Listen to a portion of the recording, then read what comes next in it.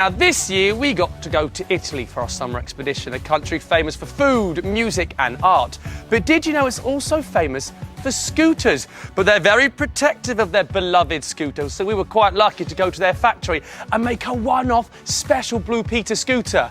Warning, if you like motor vehicles, this is right up your street. The owl just went crazy there. It's time to leave.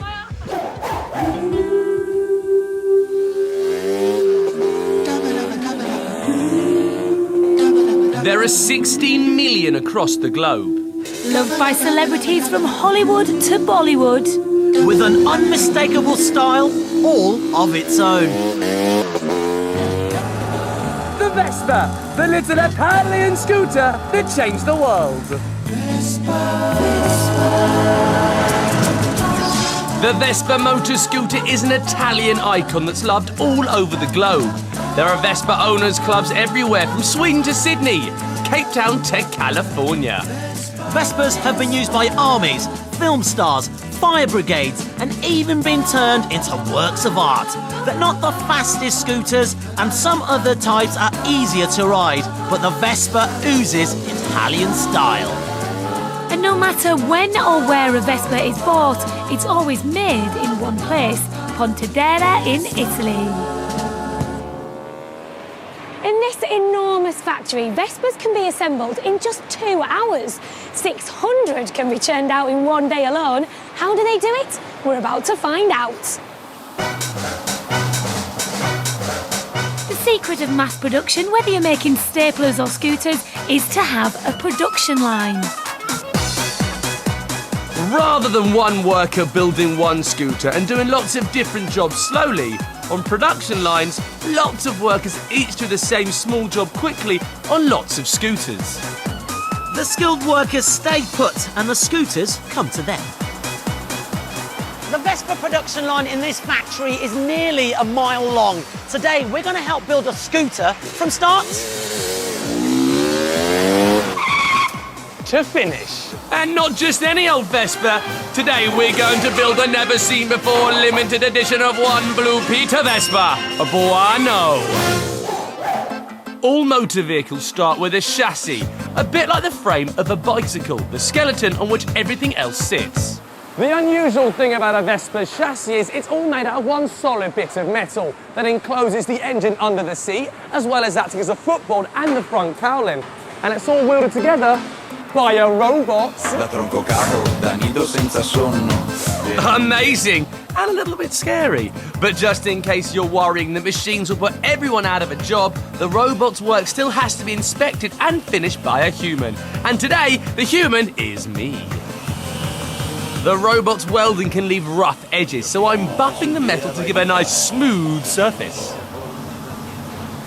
That's one chassis ready for the production line, and you can already tell it's a Vespa. That chassis is the secret to the Vespa's success, as we find out at the factory's on-site museum. The step-through shape of the classic Vespa is everywhere now, but in the 1950s, if you wanted to sit on a motorbike, you had to clamber over it. In 1945, at the end of the Second World War, an Italian motorcycle manufacturer named Enrico Piaggio asked an aircraft engineer, Corradino Descanio, to redesign this small, cheap motor scooter. This is the problem. Descanio had the brilliant idea of pushing the engine backwards so it was under the seat, so you could step on, but best of all, with the new design cowling and footwell, it meant he could keep his sharp Italian suit clean from the splashes on the road. Bellissima. It looks like a Vespa, shouted Signor Piaggio. Now, Vespa means wasp in Italian, and the reason it looks like a wasp is because of its tiny little waist. He loved the design, and so did everybody else.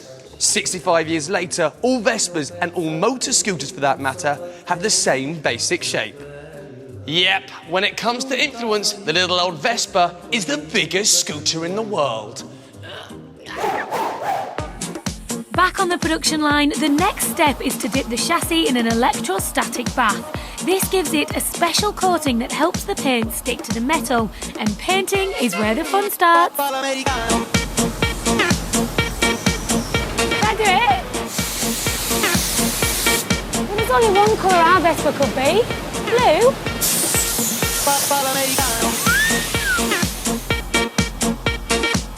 When I finish painting our chassis, it gets air dried before being transferred to the factory floor. There are 2 production lines running side by side, one to build the engine and one to assemble the scooter itself.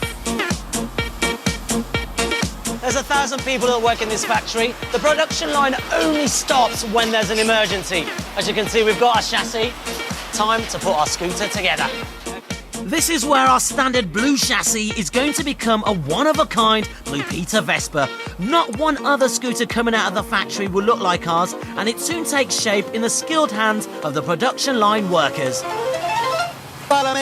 And then the not-so-skilled workers come in. We add the plastic trim that will give our special Blue Peter Vespa its unique blue and white colour scheme. With the production line always on the move, there's no time for fumbling. Where's a robot when you need one? All the electrics have to be checked, the wheels, and the Italian driver's favourite safety device. Sorry. It takes a well-oiled machine to make a well-oiled machine. In less than 2 hours, our scooter reaches the end of the line. There's just the final finishing touch to add. Our one-of-a-kind, 1 in 16 million Blue Peter Vespa is ready to hit the road. Perfecto. A few hours ago, this was just a pile of metal and plastic, but now... she's alive. Woo! See you later. We'll walk, shall we?